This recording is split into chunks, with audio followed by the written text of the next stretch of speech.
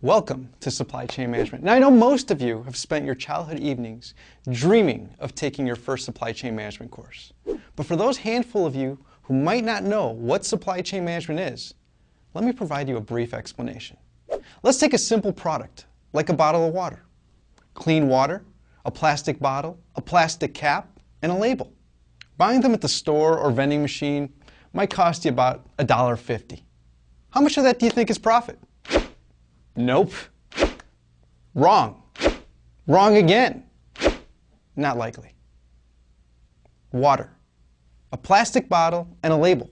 That couldn't cost more than 50 cents. And if you buy them in bulk, how could each bottle not give you at least $1 in profit? Seriously. If you think you can make $1 per bottle, you should drop out of college right now and get into the bottled water business. You see, this right here illustrates one of the most common consumer misconceptions. Product cost is not equal to material cost. And in business, you don't have the luxury of thinking only as a consumer. You need to think like a business executive, or better yet, an entrepreneur. So, in order to figure out where all that profit went, we need to imagine what it took for that bottle of water to get into your hands. First, you need to negotiate the purchase of the empty bottles and caps. Those bottles will be much easier to transport if they're in boxes. We'll need to shrink wrap those bottles so they don't fall out of the box. We can move a whole lot of boxes quickly if they're all put on pallets. In order to move the pallets, you'll need a forklift, which means you'll need a forklift driver. That forklift will then take the pallet and put it into a truck, which will require a truck, driver, fuel, and insurance. Also, you'll need a label for that bottle of water. Therefore, you need to design the label, print the label, and get the label shipped to the plant. Another truck, driver, more fuel, and insurance. Our water bottling plant won't be free, and neither will the energy it uses. In our bottling plant, we'll have employees and bottling machines, and let's not forget the day-to-day items like light bulbs, garbage bags, machine parts, janitorial supplies, toilet paper, and anything else that will be used at the plant by the employees. Oh yeah, and we'll also need access to the drinking water. Machines will then purify the water. Other machines will bottle the water and affix the labels to the bottles. And still, another set of machines will box, shrink wrap, and then palletize the bottles. In order to move those pallets, again, you'll need a forklift, which means we'll need another forklift driver. That forklift will then take the pallets and put them into trucks headed to the distribution centers. And, as we've seen, those trucks will require drivers, fuel, and insurance. Those distribution centers will also require employees, forklifts, and energy. From the distribution center, they'll head out to retail stores on still another truck, which will require a driver, fuel, and insurance. That store will need employees to unload the truck, stock the bottles of water on the shelf or refrigerator. If you have a refrigerator, you'll of course need energy. If we want to secure our stock, we may get a security guard or a security system. And of course, the store will likely get insurance. Also, imagine the costs associated with returning and replacing bottles that are damaged. Oh, and for some reason, even bottles of water sometimes have 1-800 numbers, which means you'll need a staffed call center to answer the customer's questions about your bottle of water. Wow! All those materials, boxes, people, machines, buildings, energy, fuel, and vehicles, they cost money. Those things weren't free, and they probably weren't used efficiently, and it's likely that several bottles didn't survive the journey to the consumer. Oh, and by the way, the employees at the water company, you know, the ones that work in finance, accounting, marketing, human resources, and IT, they want a paycheck too. So, through that simple example of a super simple product, we're beginning to see that companies face challenges when they buy things, make things, move things, sell things, and service things, which includes repair and maintenance.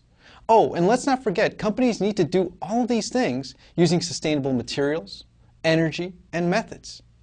Guess whose job it is to make sure that all these things happen flawlessly, with minimal effort, and of course at minimal cost? You guessed it, supply chain managers. The supply chain manager needs to be able to do all of these things. They need to give the customer the product they want, when they want it, as often as they want it, for a reasonable price, while still managing to make a profit. This requires world-class skills and knowledge in the study of supply chain management. There's that scary term again, supply chain management. Let me try to make it friendlier by shuffling around the words. There you go.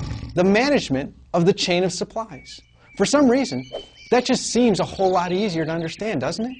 But it also helps us understand the complex nature of supply chain management. I mean, the management of the chain of supplies.